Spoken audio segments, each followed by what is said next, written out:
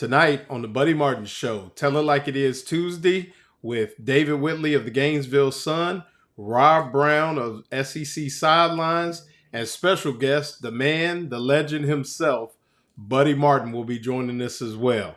All that and more is Tennessee, UF Week, Florida going to Knoxville for a big one. All that tonight on the Buddy Martin Show.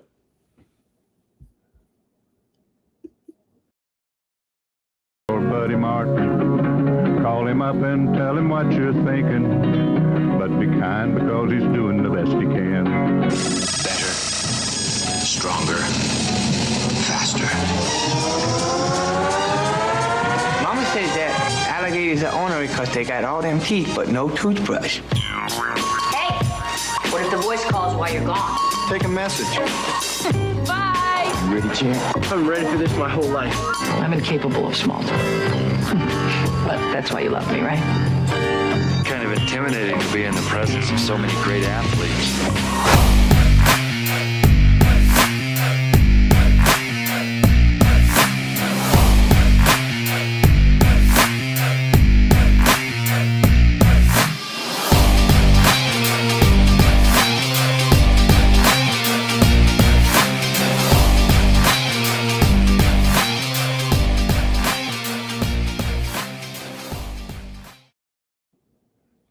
Good evening. This is Tell It Like It Is Tuesday on the Buddy Martin Show. And before we get started, we just want to send our thoughts and prayers pretty much to everybody within the state of Florida that has been affected from Hurricane Helene, and then those that are preparing, including myself, preparing for Hurricane Milton. And we just want everybody to be safe.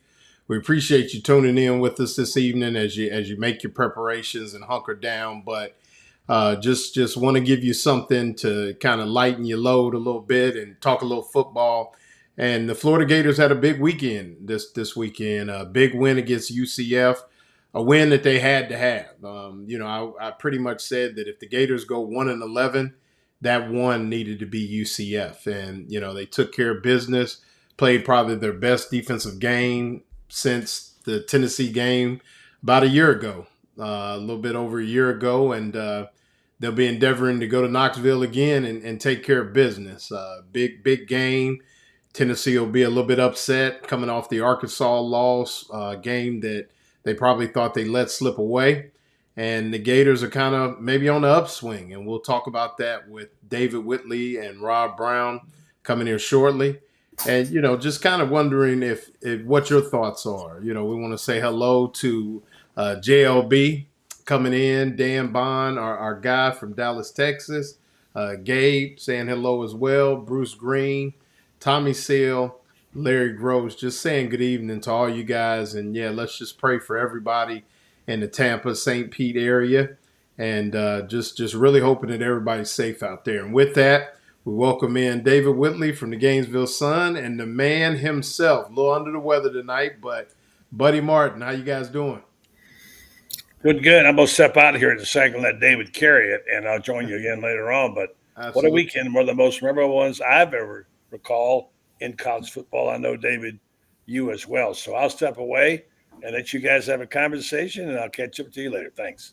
Absolutely. Yeah, I will be, to answer Greg Jones, I will be making the trip to Knoxville, as the old people say, Lord willing, and the creek don't rise. So, depending on what we get down here and depending on where the storm goes. But I do endeavor to make the trip to Knoxville. I actually have a good friend that's on the coaching staff at Tennessee, and we haven't seen each other in a couple of years because obviously he's been coaching in the NFL and a couple other places, so we haven't been able to link up. So looking forward to making the trip. How you doing this evening, Mr. Whitley? Just fine, Mr. Meadows. So you have you have an inside source there at UT, huh? Well, he doesn't give me much. I pretty much I didn't even mess with him. Usually, we have a mutual friend, and actually a good friend of mine that's been on the show. He coached both Kelsey brothers in high school, so he was their high school football coach, and so we're gonna meet. He's coming down from Cleveland, and I'm gonna meet, and we're all gonna get together. And I was gonna reach out Sunday morning, but in lieu of what happened on Saturday night, and seeing as I'm kind of sleeping with the enemy this week, I let my buddy Mike talk to him, and so Uh-huh. I may have some inside information after the game per se, Yeah. but going into it, I pretty much leave him alone. Try to give him that professional courtesy. Well, so you know somebody who coached the Kelsey. So obviously you and Taylor Swift are probably like that now. Oh man, I wish. I'm a Swiftie. I like her, but but definitely not been able to meet. I have known Jason and both Travis since high school, but not been able to get into it with Taylor yet. But just to kind of put a bow on the weekend, we didn't have a show yesterday. But what were your thoughts? I mean, you were there. And what were your thoughts on the whole UCF Florida? I was kind of under the one of those that no matter what happens this year, that was one game that the Gators could not lose. And I think it would have been an indictment on, as Billy Napier likes to call it, most people call it a program, but he calls it his organization. And I think it would have been an indictment on the total organization as a whole had they not won that football game. Yeah, I mean, I think that's the primary takeaway from that single game was that that they it would have been rough living with your UCF brethren for the next. I think they're scheduled to play in 2030. Yeah. Looking at 6 years. Oh yeah, long 6 years. Because no matter what else happens, if Florida the organization could turn around and become just dynastic. Mm-hmm. UCF could just go in the tank, but still they'd have 2 in a row on the Gators. So right. Every UCF fan could say, "Well, but you can't beat us." Right. Absolutely. It sort of restored, I guess, the earth on its proper axis as far as Florida fans are concerned. Right. When teams meet at quote full strength, that and no opt outs, no bold distractions or something, that changes. Florida will handle them. Right. So that, as you said, you're right. This would have, they could have handled. I mean, they've lost to FSU plenty. They've lost to Miami plenty. I mean, nobody likes it, but it's not. It's nothing that really stings beyond what has been going on for years. But UCF would have been tough. Right. That. So that was the main thing. Just to win in any fashion. But the fashion they did win in, Florida fans have to take some encouragement from that. They didn't score in the second half, so it wasn't, perfect. It wasn't ideal. I mean, I think had, the way it looked in the first half, it was going to be, I think you were looking at a, 38-14, 38-10 kind of game. Right. But you look at the positives, and you got to start with the defense. It finally showed up. Right. As you said, where's it been for the last 14 months? That's another show in itself. Right. But for whatever reason, they talked all week about how the open week had turned things around, and they felt they were getting it together and all that. And I don't know about you, but I was like, okay, heard that before. Right. Yeah. I mean, I think that, one thing I will say is I think the first 5 games of the season, it was almost like they had played so many up-tempo teams that by the time UCF got there, it was like, okay, we finally got it where we at least can get lined up, get it squared away. We can handle the shifts, the motions. And yeah, I mean, it was definitely, I mean, and UCF is not Tennessee, so I'm not necessarily drinking the Kool-Aid as we speak, but you had to at least, you saw a defense that flew around and was in the right place and made the plays. I mean, to get 5 sacks when, I can't even remember how many, but they hadn't really got after the quarterback like you wanted. So to really get after KJ Jefferson, particularly the way he kind of walked the dog last year when he was at Arkansas, I mean, it had to be a boost. And I mean, like I told somebody, it's kind of funny. They call UCF the bounce house, but the defense kind of had the bounce, with and then offensively, I mean, it's, I had a discussion with somebody, they only had 3 possessions basically in the second half, and they had 103 yards, which is 30 yards per possession. So it wasn't like they just went dormant. And you and I both, I mean, that holding penalty was huge because it was a spot foul, it took them back. And that really killed a drive that I think they were going to get points on as well. And if you think about it, if they score one out of the 3 possessions they got in the second half, it might look differently. But going back to what we said originally, I don't care if they won the game 3-0. I don't care. I wrote it in the article. This was like Malcolm X by any means necessary. 2-0. I once coached in a football game that was 11-6. That's a story in itself. How do you get 11-6? But those kind, you know what I'm saying? I mean, it just they had to win this football game, and at the end of the day, style points didn't matter. It was clearly a W. I mean, they. You mentioned tempo, and the funny thing is that UCF went slow down. Yeah. They went ball control. They were huddling up, and it's sort of like, I don't know if they wanted to catch Florida by surprise, but if they did, you're like, okay, great, we don't have to scramble around. If this were a show in Orlando that covered UCF right now, I'd be pretty depressed about the way that program is looking right now. The last 2 games, I mean, they seem like they've been exposed. But I mean, you're right. Their ball control, and they did a great job of it. In the second half, they just didn't score anything, which is sort of Florida's credit, is that they all bend but don't break kind of thing. And so it has to be factored in that they only had 3 possessions, and they got a missed field goal out of one of them, and said the holding, and a couple of them just died of self-inflicted wounds. So I don't, people, was Billy being conservative? Well, I think he was being Billy, and I don't think he'd be conservative, because the most daring call of the game was probably when he went for it on 4th down at the 38-yard line after on their first possession, so like 4th and 1.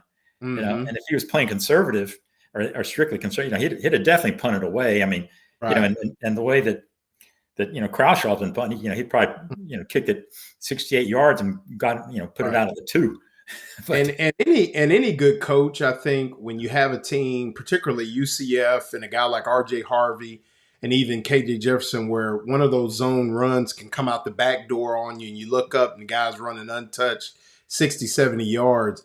I think a lot of coaches, if they, I mean, maybe it's not the Spurrier way or the Urban Meyer way, but I would even think, and I put myself in Billy Napier's shoes for once, I probably would have coached as well as the defense was playing. And they were, quote on almost lights out. I mean, you really think about it.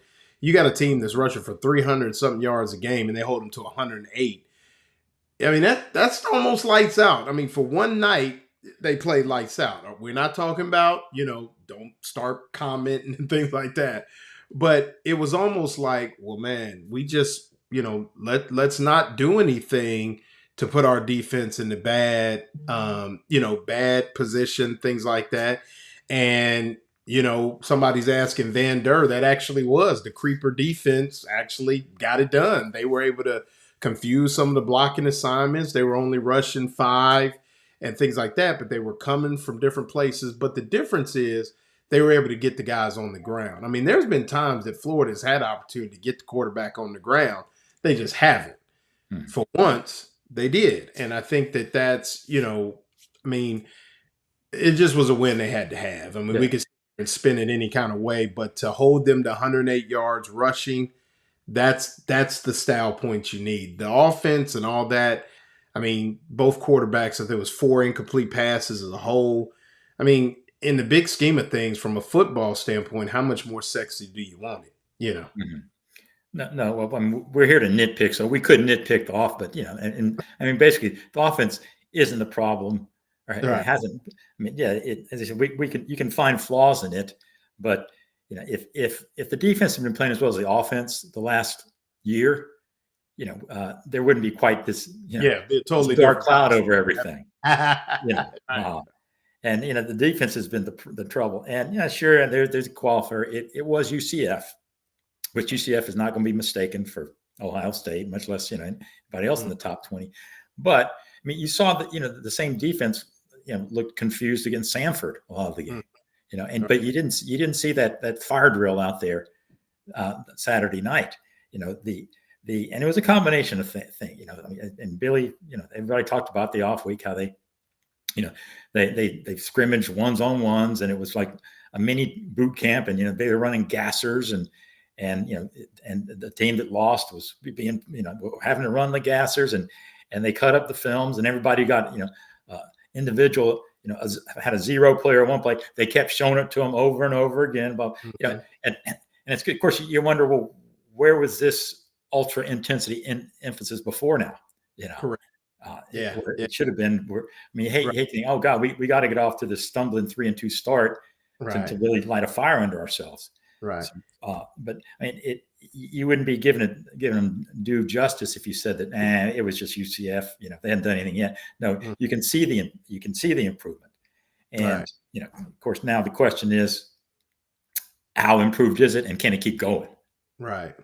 Well, somebody said we were outscored 10-0. Well, if we were up 31-3 going into half, and they would have outscored us 10-0. I mean, that's one of those stats that, come on, man. That's a real nitpick. Yeah, I mean, you never got the sense that like UCF was going to win this game. No, absolutely. I mean, but I'm saying you've had teams that are up 40-7 at halftime, and they end up winning 47-20. Yeah. It's still a rout, and they got outscored. They outscored 13-7. I mean, I think they're right. That unless they just started just laying the ball on the ground and just killing him, that they didn't have to do anything special to win that, on offense. And at this point, you're going to take a win any way you can get it. And they, they would have, had Smack made the field goal, whatever. But I mean,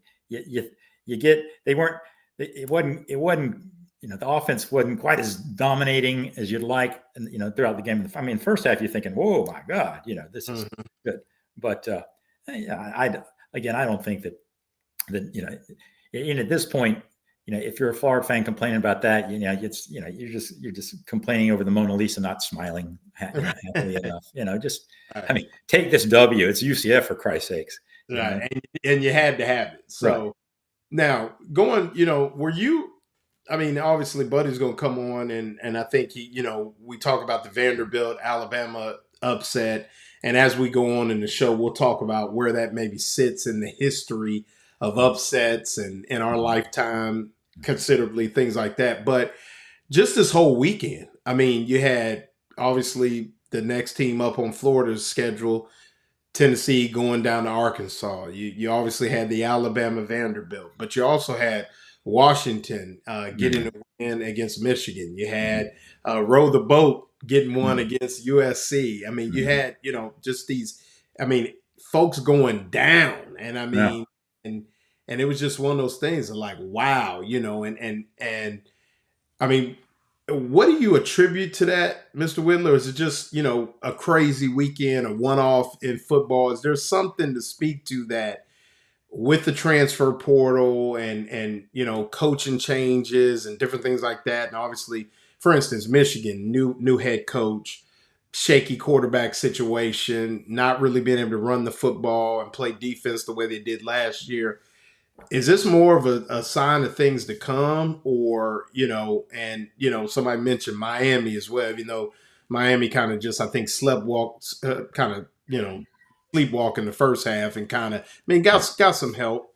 And then, A&M putting it on Missouri as well. But I wouldn't necessarily I thought that one was coming. Yeah, Missouri is waiting to go down. I didn't think it'd go down quite 41-10 hard.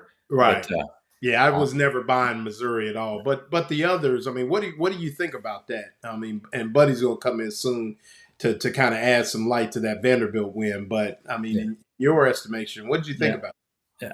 As to why it's happened, I think it's sort of all of the above. Some of it is, the turnover in coaching, those places that you mentioned, Michigan is obviously not what it was last year. USC has a new QB and they're just not doing it like you thought they would. Hadn't been since Lee Riley got, but just as a whole, and I think Billy talked about this the other day, and other coaches say, with the transfer portal now, you can do a lot of quick fixing with these things. And Nick Saban, he called it sort of like a microwave, and you depend on the portal. Yeah, if you depend on too much of the portal, you do. But but you can patch things up and just get enough quality guys to where maybe not the whole year you're going to be good, but the floor of these teams now is much higher than it used to be. Now, even Arkansas, they got 2 or 3 starters from really good teams playing defense that weren't there last year. Mm-hmm. And so you can, and Vandy, I mean, were it not for the transfer portal, there's no way they'd have been on the field, because the transfer portal gave them their, Diego, what's his name. And I think and like 5 other players from New Mexico State, and Jerry Kill, the coach, who is, the genius behind the offense. Right. Wait a minute. You can't get away with that. My boy, Diego Pavia. Yeah. This is the best feeling story I've had in a long time. Well, great. 5'3". And kudos to Vanderbilt, because their leading tackler from a year ago was actually playing at UCF, Ethan Barr. So they even lost their leading tackler from a year ago. Yeah. And ended up playing, a great football game. And with that, we welcome in the legend, Mr. Buddy Martin, who, like you said, is all in on the Diego Pavia train. And Buddy, I know you've been excited about that guy. What I want to know is how 5 guys and Diego from New Mexico State got into Vanderbilt like that, and I'm not saying that New Mexico State is a bunch of dummies, but I know I just have a sneaky suspicion it's not quite as hard to get into Vandy as a football player as it was a couple of years ago. Well, I never thought we'd see you think every baseball player I never thought we'd accuse Vanderbilt of cheating to get a guy. That's really squirrely right there. I think Clark Lee went to the administration and said, look, even in this new era, says, if we can't get these guys in, says, we're never going to do anything. Right. But do you think the infield at Vanderbilt, all of them graduated at the top of their high school class? But that's baseball. He led the Aggies to 2 straight 10-win seasons, man. He's the real deal. More than 5'4". I mean, my gosh, he's a midget. That didn't mean anything. Go ahead, buddy. But wow, what a player he was. Tough as nails. And I'll make this comment. We'll take a break and come back. I want to say, for a minute, I could look at those uniforms and switch them. Vanderbilt was Alabama, and Alabama was Vanderbilt. I love how they played. Listen, Loren, I know you know receivers. I watched some of those routes those guys ran. They were sharp routes, man. Ball was delivered on time. He was fearless. He put the ball where he could be caught. They were not afraid of any stinking Alabama, I can tell you that. No. I was impressed beyond belief. Congratulate. I watched the game, the last 10 minutes of the game or so with Steve Spurrier sitting in the I think we were all there. I was going to say, that game. What are we, chopped liver? We were there too. He was thrilled. He was thrilled. Oh, yeah, I know. I was going to say, who enjoyed that game more than he really. He announced, like, look at you can tell he's having the time of his life watching Bama go down to Vandy. Exactly, absolutely. So, it was really something. And what a weekend! Let me do this commercial. We'll come back. We'll talk more about it. Good stuff. You guys had. I watched every minute of it. Enjoyed it. So stand by while we go get a commercial here for our friends at Milton Law. They don't back down, by the way, and they are great supporters of the University of Florida sports and also of this show. They've been sponsored with us for a long time. Here's Jeffrey Melton talking about, Jeffrey Melton talks about the band a lot. Didn't mess around. You did something terrific for the Florida band, man. Tell me about it. Well, about 3 years ago, our dear friend Freddie Wiebe comes to us and said, the University of Florida won't buy the band a box truck to move their equipment around in. And when they go to Florida State, they go to Jacksonville or whatever, they don't have any, they have to rent trucks and stuff like that. So we collaborated and we put together a deal where we provided them a beautiful big box truck, and we wrapped it and with Meldon Law and the UF band. And by the way, the UF band was voted the best band in the country in August of 2023. Yeah, Jeffrey's kissing up to him because he wants to play in the band, you know what I'm saying? But no, Jeffrey, good stuff. Jeffrey, if you need something in the law, he should call Meldon Law. I did, by the way. They helped me a lot, and they are good lawyers. They're also good people. Melvin Law, they won't back down. Back to our discussion, and we got Rob Browne standing by here from sidelines, SEC sidelines. The fact that all this happened, it was almost like reversal of everything. I mean, right down to the end, even some of the upsets. I mean, how many were there? 7 teams that were upset, and how about 2 top 5 SEC teams losing to unranked teams? And guys like Diego Pavia. I mean, this is what college football used to be. We used to have these upsets like this. We haven't had any. It did my heart good to watch Diego Pavia. What is he, 5'5"? I don't know. He can't be very tall. 6 foot. He's listed as 6 foot, but he probably closer to 5. I heard a guy say that he was standing next to him and said he was 3 inches taller than him. He's only 5'11". Anyway, doesn't matter how he plays tall, and he's a fifth-year senior, and he's his first year at Vandy after transferring from New Mexico State. 2 seasons with the Aggies, leading them to their 10-win season in program history, second time winning the Conference USA Player of the Year. And that is what you call using the portal, man. You think, how did everybody miss this guy, right? They probably looked at him and said, he's too short to play quarterback, right? You're never too short to play QB at Vandy. Right. Well, the thing is, too, people forgetting, like Mr. Whitley said, the addition of Jerry Kill, somebody who has pretty much won everywhere he's been.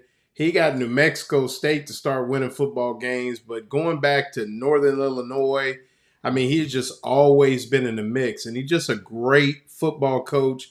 I think he's compassionate, but based upon what he's been through and things like that, dealing with the seizures that almost killed him and just kind of working his way back from those kind of things.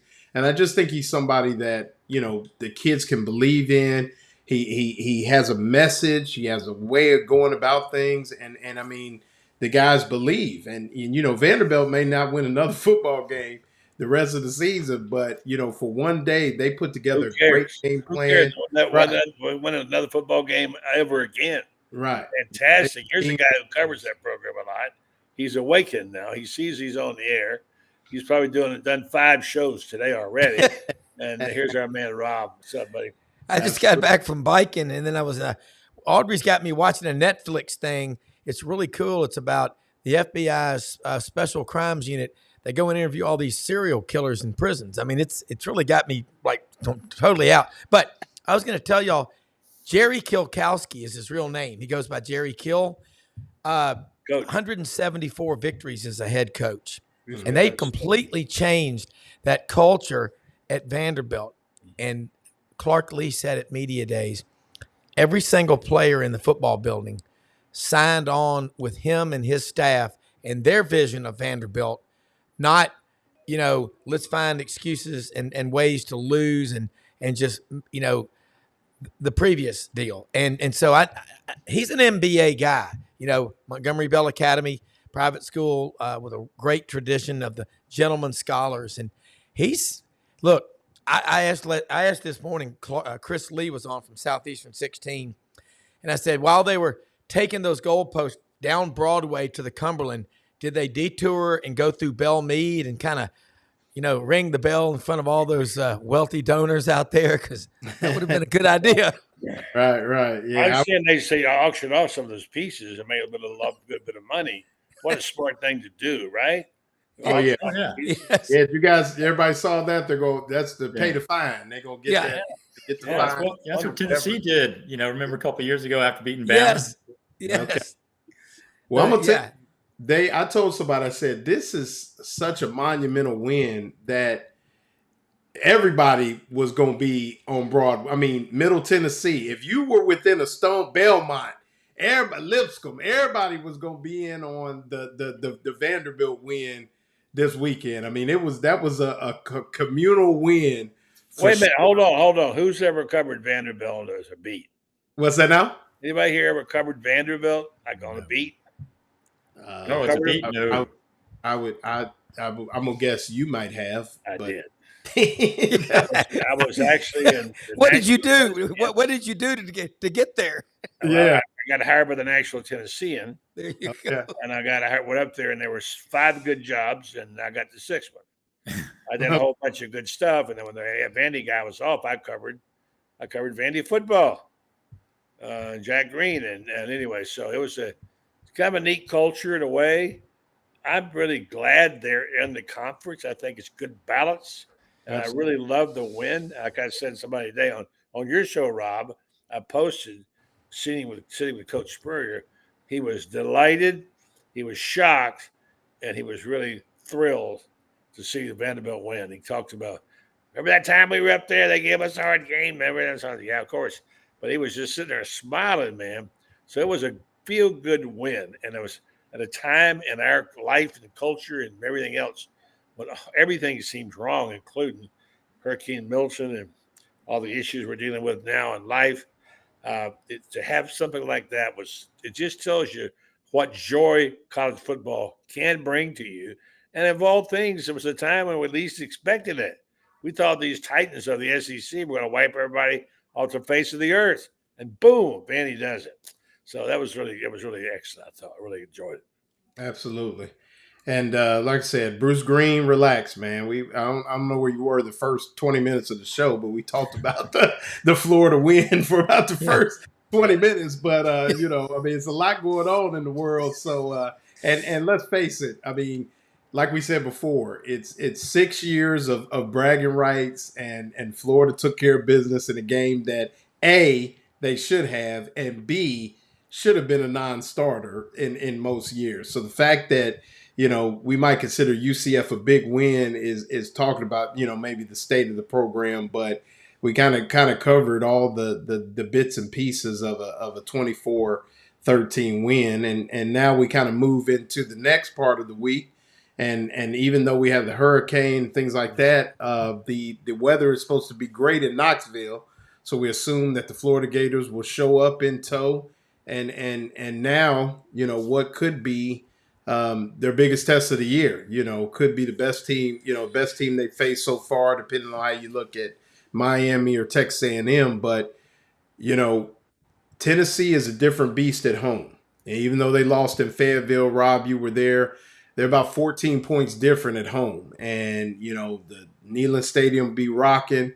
It's loud. I'm interested to see how Graham Mertz does his first trip to Neyland and things like that. But as we move kind of from UCF to the Tennessee game, what are you guys expecting, this weekend? What are we looking for? And could this be an opportunity if Florida is at 4-2?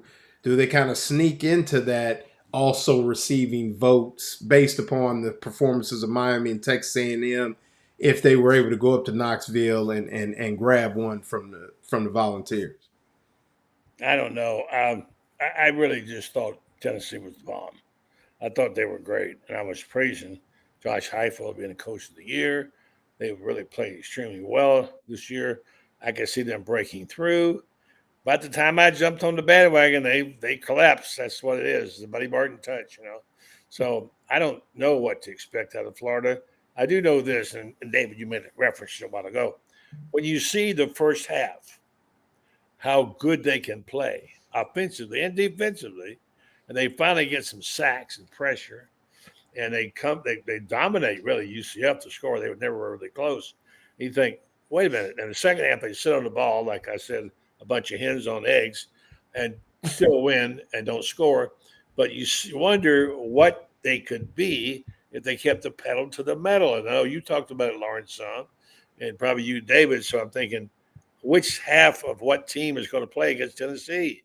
If the team played against UCF, the first half as a team plays Tennessee, they got a chance. If they don't, they don't. Yeah. Rob, you were at the Arkansas game? Yeah.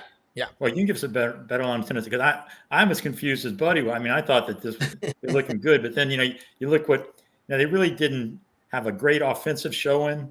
They've been struggling for what at least the image of the Blur offense is. They've been blurring lately. I mean, is Nico getting a little bit confused by some defensive coordinators? Exactly. I mean, we were there. Audrey's at Tennessee Vol. I'm Auburn, and we're in the club section with our guests who are major donors.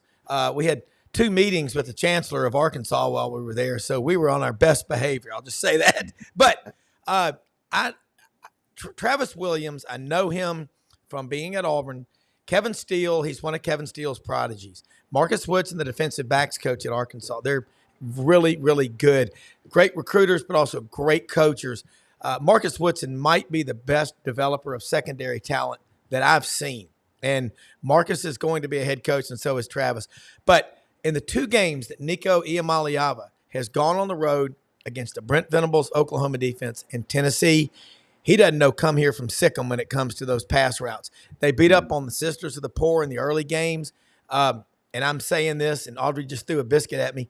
But seriously, I know that Tennessee program pretty well. They're good, but you're going on the road. It's a different world. And Nico, everything's faster, and he's not adjusting. And Travis Williams put that game plan in like Thursday, and they went with it. And I felt like before the game, I'd had one Hams beer, and I said, if Arkansas can get on top early and force Tennessee out of their comfort zone and make this a full 60, they'll win the game. And about less than 4 minutes left, the people we were with were like, I just don't think it's going to happen. I said, it's going to happen. And I think Tennessee's really good, but Nico, if those 2 teams confused him, Florida is going to confuse him because they've got athletes. So they're good. I don't know if they're 14 points better at home, though. Yeah, that 15.5 sort of surprised me. Yeah. That I see DraftKings have. I mean, I think I'd take that right now because, I mean, I think they had, as you said, they feasted early, but they weren't playing anybody. No, first couple of games. Right. Same thing with Ole Miss.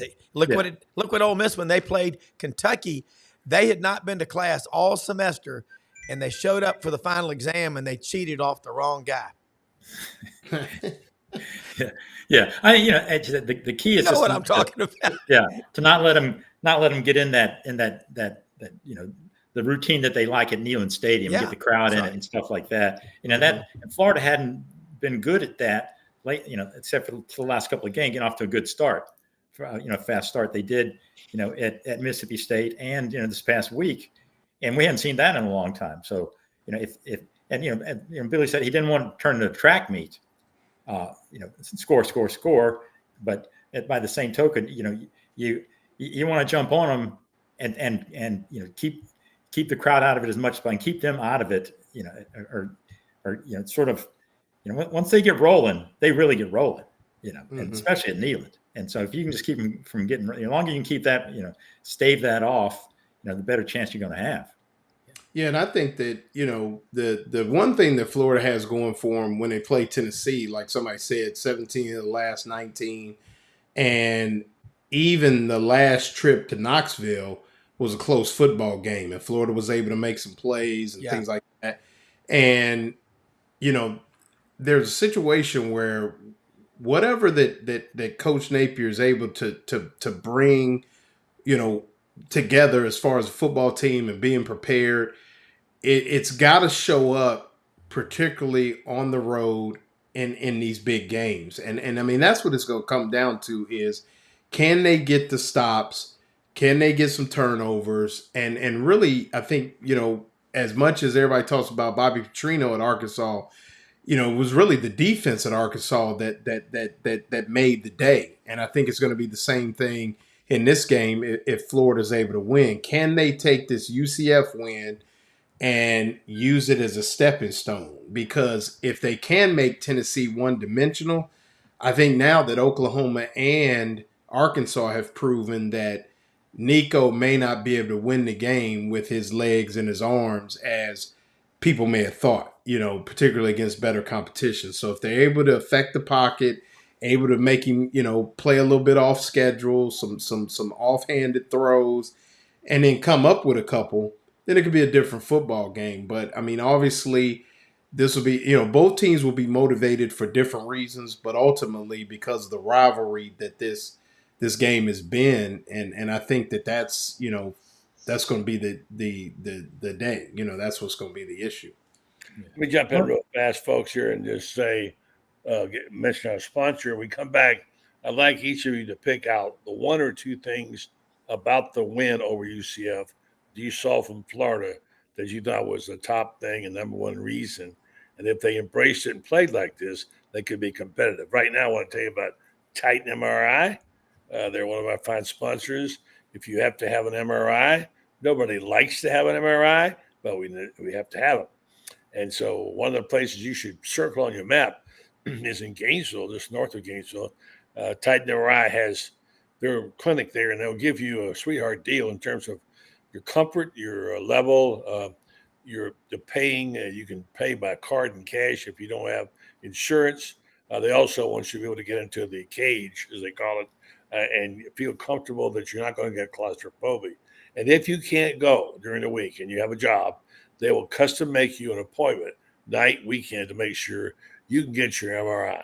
TitanMRI.com. All right, guys, of all the things that you saw, I'll kick off with mine.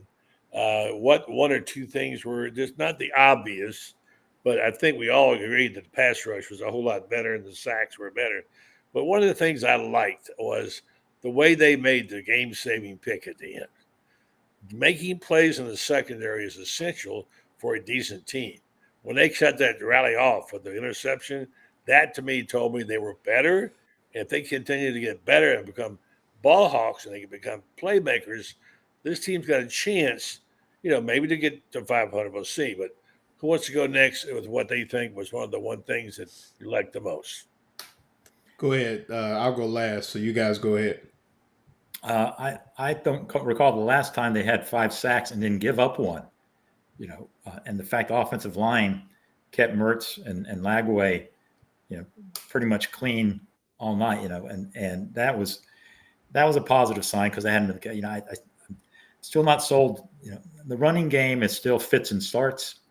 Montrell had 70 some odd yards, but I think 38 of it came on one run, and then he had averaged about 2 yards to carry the rest of the game. So, the offensive line is still the proverbial work in progress, but you saw progress there, and we hadn't seen that on a consistent basis, this year. But you were talking earlier about what they got to do to win. They also, and Billy, he said this: we can't beat ourselves. The penalties the penalties it killed them as much as anything offensively in the second half. And they could get away with that at UCF. They got to play cleaner against Tennessee if they're going to win there. Much cleaner. Yeah, Rob. Yeah, I was at the Arkansas-Tennessee game, so I'm going to plead the fifth. I did not get to see it, but the one thing that we talked about last week, and I picked Florida to win 19-18, was the line of scrimmage. That's where Florida is better. And looking ahead at Tennessee is struggling with their offensive line. So Florida can exploit that. And I think they can. Tennessee's good. They're not great. And I don't know how many elite teams there are in the SEC. So I think it's mid-October going into week 7. I don't think there's a clear-cut favorite in this conference because Georgia's got to play. And Texas has to play Oklahoma Saturday, and then the following week go back home and host Georgia. That's when we're going to really start to understand this league. Mm-hmm. Isn't it great though? We had Georgia, Alabama last week, and then every week there's a clash of the Titans. Yeah, it's incredible. It's just there's no bad game. No. And the one good thing about it, I'll be able to watch the Texas, Oklahoma, because Florida and Tennessee don't kick off till 7. But I was going to say 2 things. The first was not just the way the defense played, but the adjustments the defense made. Perfect example. UCF throws a wheel route. Wheel route goes. Now, in the past, they could have ran the wheel route again. But then the second time they went the wheel route, linebacker makes a great play, phantom pass interference call, but at least he was there to make the play. So you saw the defense playing with their eyes, reading their keys, and reacting to what they were seeing defensively. They weren't falling for the banana in the tailpipe, so to speak, that UCF can give you. And then number 2 is the play of Elijah Badger and Chimera DK. I think they are kind of starting to assert themselves as two receivers that are going to be factors in the SEC. With all this star power receiver, we're going to see Brew McCoy this weekend with Tennessee. They are guys that can be difference makers for the Gators. For as much talk about the running backs and the quarterback, those two. And, somebody asked about DK fair catching the ball. I think 2 of the 3 times he fair caught it, Florida had an all-out punt block on. So really you have no choice but to fair catch the ball because nobody blocked for you. And that's almost like, so from a former returner, that's when you got full block on and you don't get there and they get a decent punt off, you really have no choice but to fair catch the ball. So that kind of, X and O's for our listeners there. But I think that those 2 things kind of stood out. The other things I just expected, if you guys remember coming back from the Colorado game, I thought that Florida would lean on them a little bit, and they did. And I didn't think that the defensive front for UCF was impressive whatsoever. All respect to our guest who kind of thought otherwise last week, but I really thought that Florida, like you, Rob, after seeing them against Colorado, who Colorado hadn't ran the football on anybody, was able to push that UCF front, not just push the front 4, but get to the next level and get on those linebackers too. And so that was kind of where, I thought that, to kind of put the UCF game to bed is where, Florida was able to, the 2 things that could have stood out for me, Yeah, I mean, you're right about those 2 transfer wide receivers and they needed them because that's Trey Wilson being out and we still don't know. I mean, that's the new midseason mystery is the injuries, how they don't talk about them. And then they release the injury report on Wednesday at 8:00, but not for non-conference games. Yeah, not for non-conference.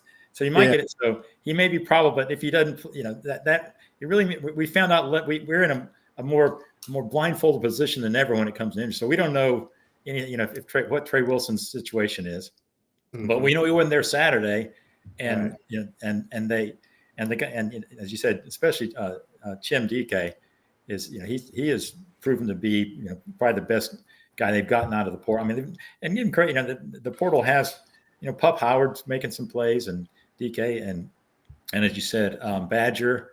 So they have patched up some holes on that, but yeah, I mean the skill positions, the wide receiver room is pretty strong at this point, especially once they get the injury guys back.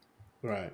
And Buddy, you've written obviously 2 books that kind of dealt with some of the more famous coaches, Urban Meyer, Steve Spurrier, and particularly what that rivalry meant to Coach Spurrier. Your thoughts on this weekend's game and where things could go for the Gators if they would be able to go in and pull the upset? Well, obviously it'd help their stock, and I thought this team was maybe have a breakthrough and be one of the contenders against Texas and Georgia, where they played last week. But I go back with Tennessee a long way. One of the books I wrote up there on the shelf is about the history of Florida football. It's called, what is it called? Down where the old Gators play. Anyway, I wrote about the connection between Tennessee and Florida. If you don't know your history, so much of what Florida does came from Tennessee. Even some of their head coaches. Bob Woodruff, when he was coach, he was from Tennessee. And Ray Graves, head coach there in 1960, Tennessee guy. Spurrier, of course, a Tennessee guy. A lot of people don't know why he didn't go to Tennessee because he was a world-class athlete. He was offered a basketball scholarship to Tennessee, by the way. He didn't want to play football. Why? They were running the single wing. They were still running the single wing. He's not a single wing tailback. So much of what we had in common with Tennessee. Doug Dickey, a Florida graduate, was the most successful head coach they had at Tennessee. Then he came to Florida. So there's a lot of connections between Tennessee and Florida. Tennessee, they've owned Tennessee, and now Tennessee stepped up. But have they enough to beat this Florida team? You ask me that question. I'm not ready to make that yet. I think they got the quarterback and the coach to move the football. Now we'll see what the secondary does. But no, I think that's why they're a 2-touchdown underdog. And we will see what happens. You'll be there, Loren. So, can I just say one thing? I want to get to make sure we don't forget this. This is a difficult night for people in our state, and difficult night. A lot of people are not online tonight because of it. On my left over here, I've got the Fox Weather Channel. If you haven't watched it, it's the best weather channel of anybody out there. More up-to-date news. They're out reporting it. I watched it all day for the last 3 days. They've been telling us about this thing. You get a little leery about everybody. Everything is the worst storm coming, right? Yeah. This is the real deal. And if you don't believe it, the comment made today by the mayor of St. Pete, I believe it was. Yeah, that was it. If you don't leave, you die. That is scary stuff right there. Right. And so as we sort of wind down this segment, we don't know about tomorrow night. Just maybe me and Loren on tomorrow night or whoever, because we know our people are dodging, running from the water, and the wind. And so we just first stop and think about our thoughts and prayers with everybody in harm's way here of Milton. And it's just so devastating. And it looks, these pictures I'm seeing of Madeira Beach, and I lived in St. Pete for 7 years. It looks like Beirut. It looks like a war zone there, and the people's stuff piled up on the side of the road. Imagine if someone came to your house and take everything you got and put it on the side of the road, everything. You don't have to, jewelry, whatever, and they got piles of garbage. If you haven't been watching it, they called in every dump truck they could find. There was a whole line of dump trucks lined up today on St. Pete Beach. Must have been 50 of them or more coming through. And they took the piles of trash up and dumped them in there. It's awful. And now think about if it hits, which is supposed to, I think it's Wednesday night, then all that debris that comes like missiles, and it's a bad thing. And I hate to be an alarmist, but man, get as far away from it as you can. I learned my lesson. You guys can comment about yours. When I was staying for Charlie, and I thought, no problem, Charlie's going to be a 2 or a 3. And I stayed there, and all of a sudden I was home for lunch, and Charlie took a dead right turn, 90 degrees, and came up Charlotte Harbor, right where I live. And honest to God, I was standing in my living room. My plate glass windows were rattling. And I told my wife, I think we're going to die right here. It turns out Charlie was a 4, but they had cyclones in it. Don't get fooled by that. And I went downtown, and I saw the wreck Punta Gorda. Nothing like what happened in North Carolina. Nowhere near as bad. But the message there is don't trust that the hurricane is going to go a certain route because it can change on you. They even mentioned Charlie today. So that's my 2 cents worth about it. I've been through hurricanes many, many times. When I was about 10, I went to Cedar Key with my mom, who worked for the sheriff's office. I saw the debris. I saw these little cottages look like matchsticks. This thing is horrible. So whatever you do, just remember that. Guys, got a hurricane story to share? Well, I went through one 2 weeks ago. I was officially indoctrinated to Florida. We got a little hole in the structure, and probably when all this thing is said and done, probably may even have half the house may need to be rebuilt because we had some interior damage under the actual roof. You construction guys can tell me the exact term, but they went up in the attic and saw and things. I know we got one in Ocala. Brendan's got the same thing. Yeah, so roof and just like a tree came down like a spear. Right, and and I'm a person that I'm for those that know me pretty well, I'm a man of faith, and so it could have been worse. So I'm a person that we got this beautiful game that the good Lord has given us and allowed us to cover it and be a part of it and play it and some of those things. So, for me, it was pretty cool to be able to hop on the I-75 and get down and watch UCF in Colorado. But this little damage pales in comparison to what some of the people down the road in Cedar Key and some of those folks that are great folks that, you've been to those restaurants out there and things like that. But when I first got out of college, I took a job at Northern Durham High School, and we played our first game, and they said hurricane's coming, and no big deal. But but it turns out to be the first inland hurricane in North Carolina in 60 years. So, it was wild to see trees down, being a Midwest guy, see trees down. The eye was actually over Raleigh. And I mean, to see the mall in Raleigh, there's a big mall called Crabtree Mall that was underwater in Raleigh. So, I've been through it. And, this one kind of shook me because the next day I went out and bought a generator. I got chainsaw. I'm ready. I'm ready for Milton. And but yeah, I mean, I think we've all been through it, but that's my story. You guys got a story about it? Just to set the record straight, let's tell where we are because people don't know. Look at four dudes. I'm in Panama City. I drove from Ocala yesterday to get here early, and I just made it through. I've been through enough of these things before. When you're stuck out someplace like Charlotte County and you can't get on the road and you can't be doing 20 miles an hour, it can be brutal. We got there just about the time when the traffic started. And Ocala, I-4 and 75 come through there. And I told my wife, Dawn, I said, if we can get just north of Gainesville to Lake City, we'll be okay because we can I-10 go back to Panama City. Well, it was brutal the first hour and 20 minutes. But once we broke through at the I-10, it was clear sailing. Because why? They're all coming this way, away from the storm. We were going that way.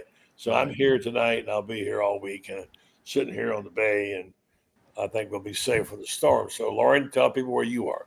I am about a minute off I-75 north part of Gainesville. So 30, is Williston, Archer, Newberry. I'm the last Gainesville exit on 75, about a minute west. So not far, but depending on what the storm does. We were kind of on the far east end of the storm a couple weeks ago, so we actually got it bad. Had we been 4 to 5 miles to the east, I guess we'd have been in better shape. So we were kind of on the edge of it there. David, I don't know.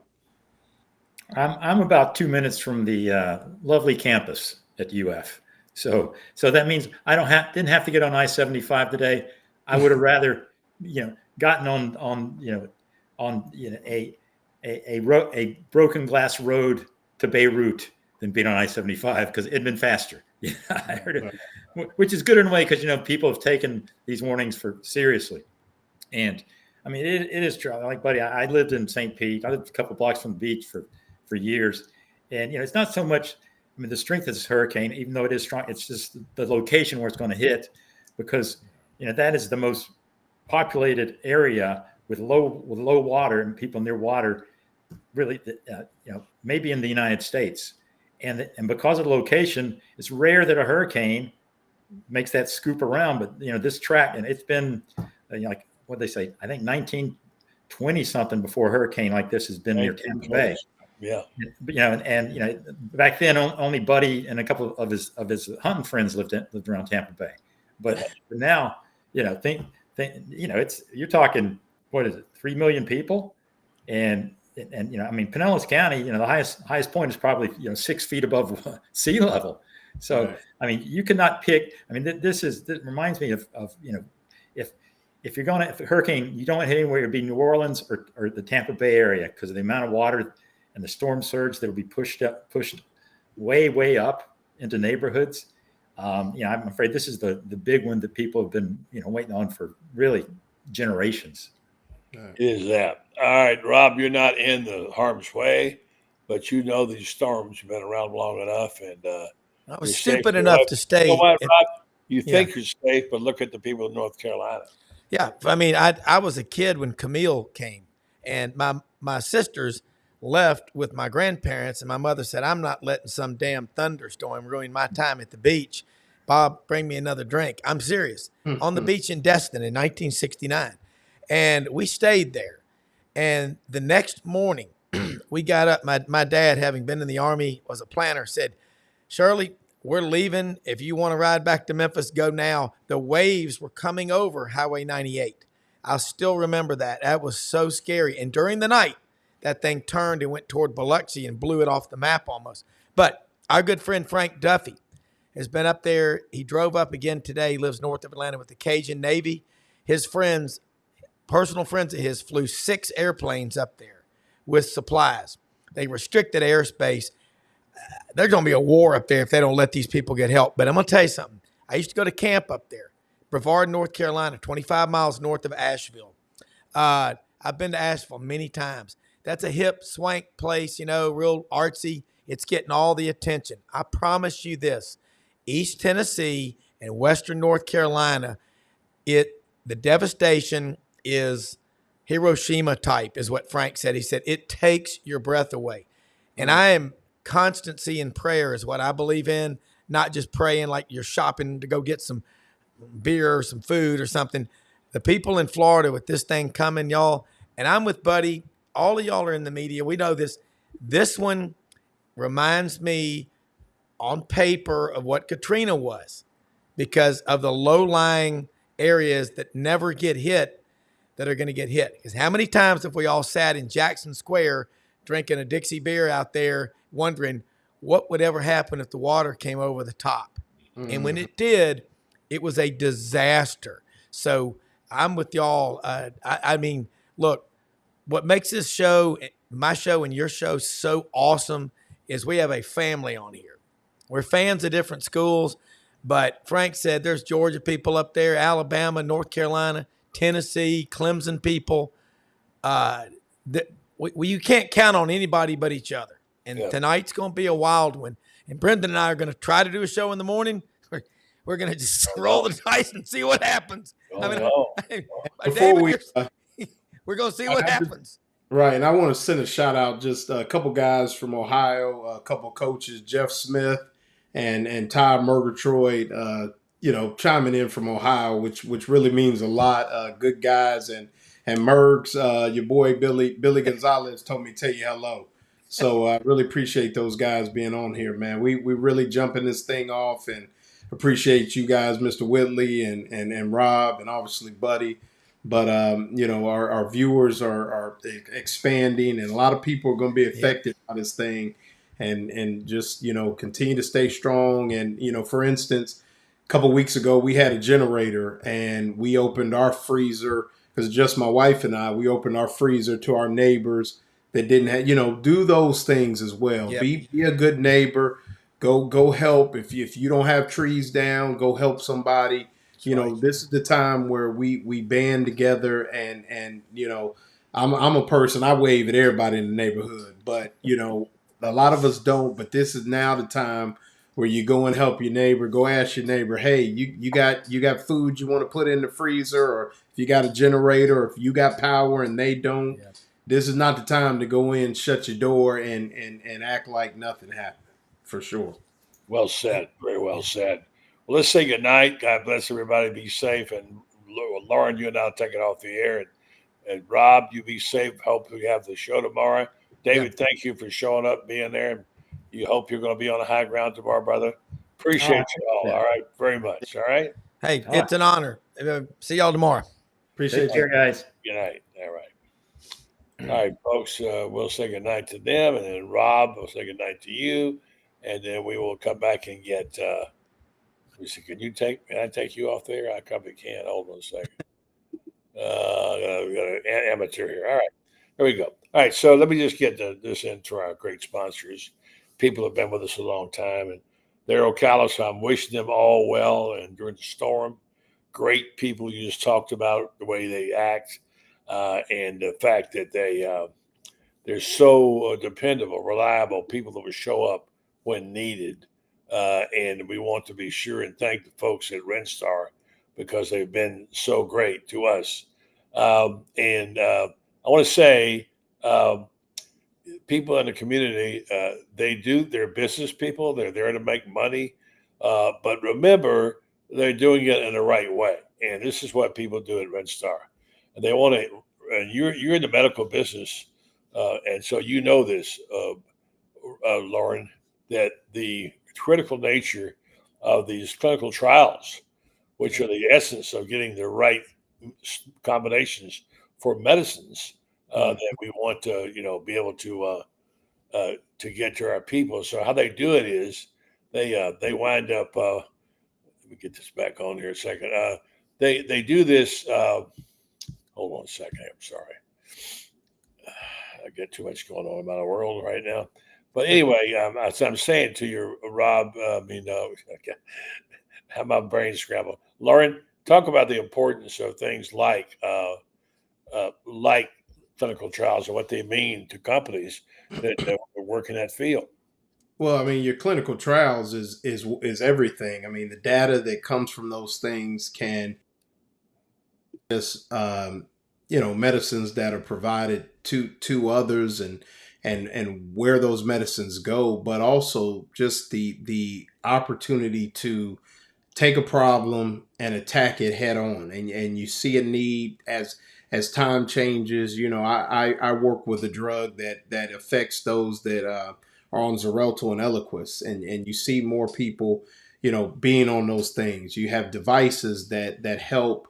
That used to be that coronary artery bypass graft was a death sentence, and now you have devices and things like that have been studied, and the clinical trials that Renstar is doing will affect protocols that are in the ER and treatment protocols. I mean, it's just so much involved in that research. So the ability to be able to do those things affect policy at the national level, which is a lot of what those trials can do and different studies. So, anytime that you have an opportunity to be part of those, particularly one that may help your health down the road, don't be afraid to volunteer, because those things are key to, people having the care that they need in all facets of medicine.